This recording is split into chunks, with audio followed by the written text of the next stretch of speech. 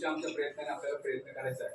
परंतु या माझी वसुंधरामध्ये जे काही विविध योजनांची कटाक्षाने काम करावं लागतात, त्याची काळजी घ्यावी लागते किंवा कुठल्या योजना आपल्याला भर द्यायचा आहे, तर त्याची माहिती माझे सहकारी मित्र माझे राहणेसर यांनी आपल्याला माहिती दिलेलीच आहे. आता मी फक्त एकच योजना म्हणजे आता वेळ झालेला आहे, फक्त मी 2 नंतर एक योजना सांगतोय की मी जी योजना सांगतोय ही नवबौद्ध आणि चर्मकार या अनुसूचित जातीच्या लोकांसाठी एक डॉक्टर बाबासाहेब आंबेडकर कृषी स्वावलंबन योजना आहे, एक राबवली जाते. त्याची माहिती सांगणार आहे.